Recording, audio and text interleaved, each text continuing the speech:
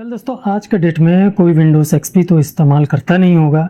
अगर फिर भी अगर इस्तेमाल करना चाहते हैं हम अपना, तो खैर ये भी बचा हुआ था तो इसको भी बता दे रहे। अगर आपके पास कोई साधारण सा लैपटॉप है, 32 बिट सपोर्टेड लैपटॉप है या डेस्कटॉप है, तो उसमें विंडोज़ एक्सपी चला सकते हैं। उसका आपको अपडेशन तो मिलेगा नहीं। माइक्रोसॉफ्ट विंडोज़ एक्सपी और विंडोज़ 7 का सपोर्ट देना बंद कर दिया। वैसे भी हम लोग कहाँ सपोर्ट दे लेते थे, हम लोग तो जुगाड़ करके काम करते थे। तो फिलहाल उसका प्रोडक्ट की भी आप गूगल से खोज लिएगा तो आपको मिल भी जाएगा। खैर, हम लोग इस वीडियो में देखेंगे कि स्टेप बाय स्टेप किस तरह से आप अपना एक्सपी को इंस्टॉल कीजिएगा। और इंस्टॉल करना जो है ये आसान है, खाली आपको फॉलो करने पड़ेगा नीचे में स्क्रॉल बार के ऊपर। इसको हम इंस्टॉल तो किए हैं और उसको फिर से अनइंस्टॉल भी कर दिए हैं। उसमें थोड़ा सा धुंधला का है कि हम जब इंस्टॉल करते हैं तो हम स्क्रीन में, मतलब जो लैपटॉप या डेस्कटॉप को हम मोबाइल से शूट करते हैं, तो इंस्टॉल तो हो चुका था लेकिन थोड़ा सा धुंधला आ गया था, इसीलिए हम इसको आपको दिखाएंगे। सेम प्रोसेस ही रहेगा लेकिन आपको वो स्नैपशॉट में दिखाएंगे जो ज़्यादा क्लियर आपको समझ में आएगा।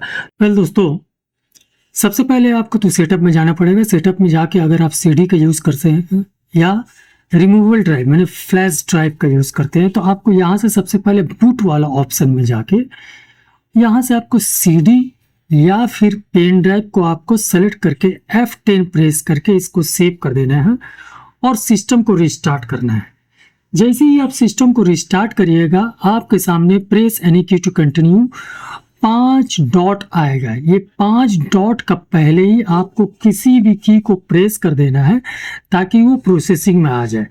अगर जैसे ही 5 डॉट आपका हो जाता है, उसके बाद अगर प्रेस करिएगा तो फिर से आपको शुरू से प्रोसेस को स्टार्ट करना पड़ेगा।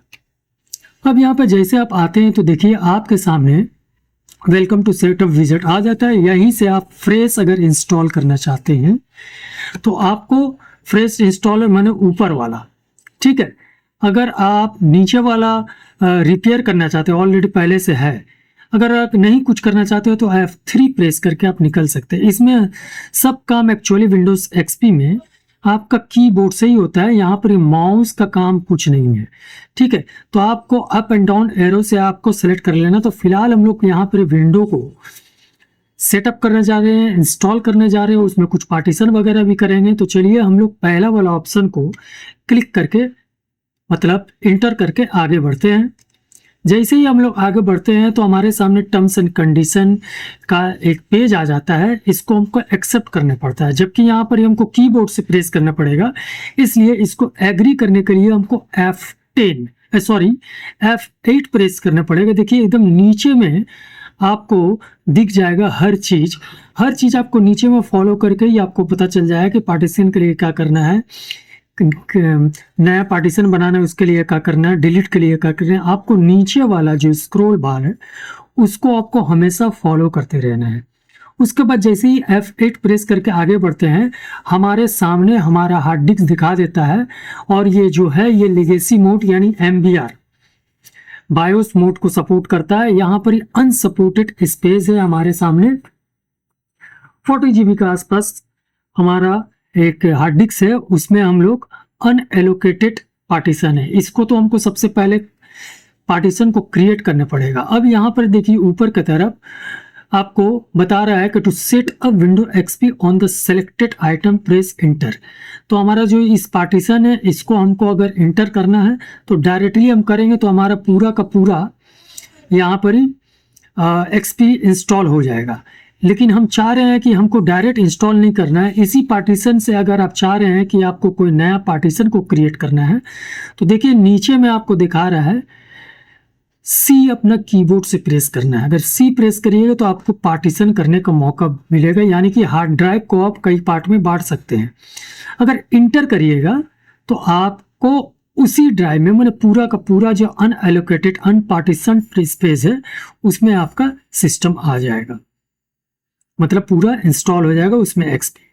तो चलिए हम लोग आगे बढ़ते हैं और यहाँ पर हम C प्रेस करके पार्टीशन क्रिएट करते हैं। यहाँ पर ही हम 2 पार्टीशन में अगर इसको डिवाइड करते हैं तो 20,000 और 20,000 यानी कि 20 GB और 20 GB में करके हम इंटर करते हैं। अगर अभी भी आपको कुछ चेंजिंग करना तब एस्केप करके आप कैंसिल करके फिर से पीछे वाला पोजीशन में जा सकते हैं, नहीं तो हम यहाँ पर ही डायरेक्टली एक पार्टीशन और बना लेते हैं और इसके बाद हम इंटर करते हैं। देखिए स्क्रॉल बार में आपको दिखा दे रहा है क्रिएट के लिए इंटर करना है, तो चलिए हम लोग क्रिएट करके इंटर कर लिए। तो हमारे सामने देखिए 2 पार्टीशन आ गया है। अब पहला पार्टीशन 20 GB का और दूसरा पार्टीशन भी 20 GB का। तो सी ड्राइव में एक्चुअली हमको इसमें इंस्टॉल करना है अपना XP। अगर अभी भी आप चाह रहे हैं कि नहीं हमको पार्टीशन को डिलीट कर देना है, तो आप देखिए स्क्रॉल बार में आपको D का मतलब डिलीट है, C का मतलब क्रिएट है। और भी पार्टीशन अगर क्रिएट करना चाहते हैं तो कुछ इस तरह से करिएगा, ठीक है। तो चलिए हम लोग C ड्राइव में हम अपना XP को इंस्टॉल करना चाह रहे हैं, तो हम C ड्राइव को सिलेक्ट करते हुए इंटर प्रेस करते हैं। और यहाँ पर जैसे ही आप इंटर प्रेस करते हैं तो आपका पार्टीशन स्कीम दिखा देता है NTFS और फैट 32, ठीक है। तो NTFS जो होता है वो XP के लिए सही माना जाता है। तो चलिए हम लोग NTFS पार्टीशन स्कीम को फॉर्मेट सेलेक्ट करते हैं और क्विक पार्टीशन को हम सिलेक्ट करते हुए, माने पूरा ऊपर वाला ऑप्शन को हम सिलेक्ट करते हुए आगे बढ़ते हैं।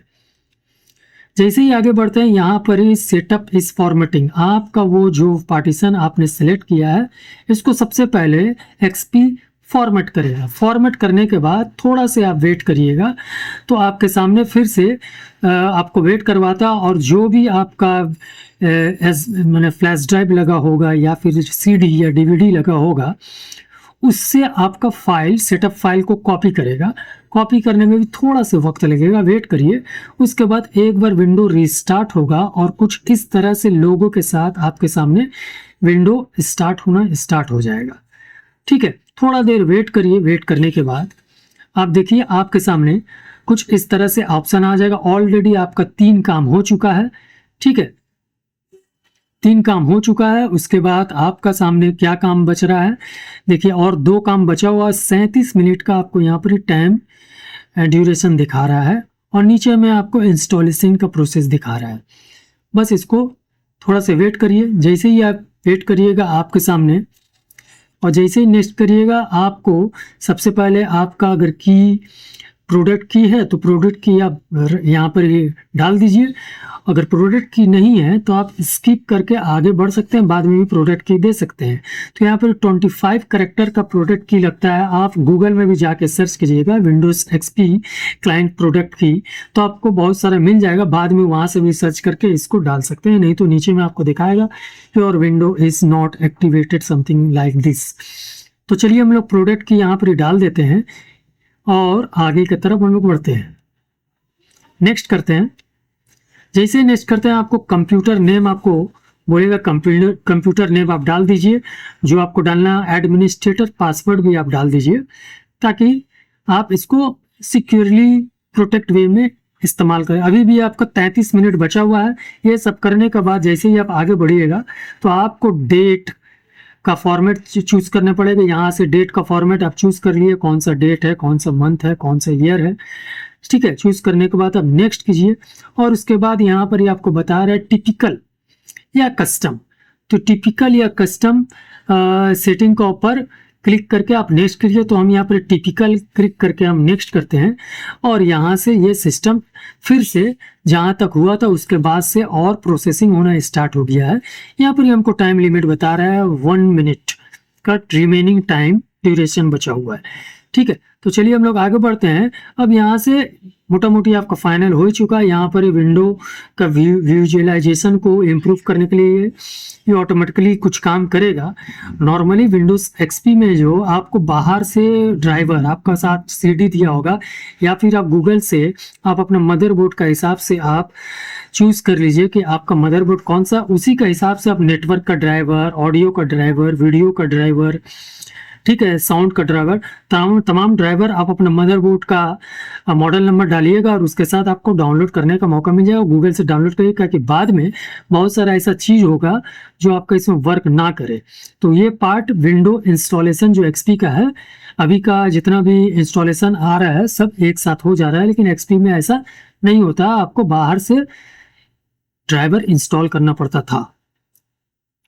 अब यहाँ से अब बता रहा है कनेक्ट, अपना इंटरनेट वगैरह कनेक्ट कर लिया, और वायर वगैरह कनेक्टेड है तो इंटरनेट वगैरह कनेक्ट कर लीजिए और यहाँ से आगे बढ़िए। अब यहाँ पर बता रहा है कि आपका एक्टिवेशन है कि नहीं है, ये तमाम चीज़ यहाँ पर इंटरनेट से अगर एक्टिवेट करना चाह रहे हैं, अगर जेन्युइन है तो फिलहाल ये विंडोज़ माइक्रोसॉफ्ट इसका सपोर्ट देना बंद कर दिया है, तो यहाँ पर कुछ इस तरह से आज का डेट में नहीं दिखाएगा।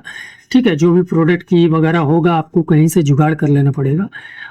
तो चलिए ये प्रोसेस आता है। उसके बाद यहाँ पे आपको अपना यूज़र नेम और लिख के जो यूज़ करना चाह रहा है उसको करके आगे बढ़िए। बस फाइनली आपका सामने आपका सिस्टम तैयार होके आ जाता है कुछ इस तरह से।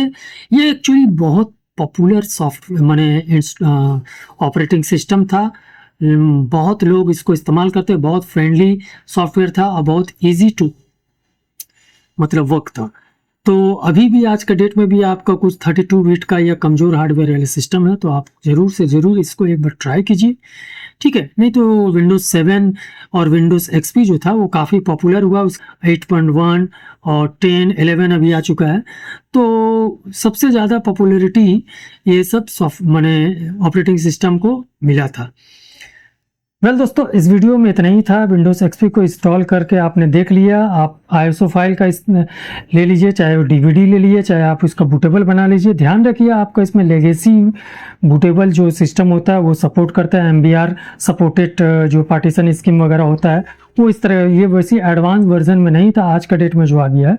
तो इसको आपको ध्यान में रखते हुए आपको जिस तरह से स्नैपशॉट में बताया गया उसी तरह से आप काम करिएगा, आपको आराम से हो जाएगा। कोई इसमें रॉकेट साइंस की बात नहीं है। एक बार आप ट्राई करके देखिए और नेक्स्ट वीडियो में फिर से मिलते हैं। तब तक के लिए बाय, टेक केयर, अपना ख्याल रखिए।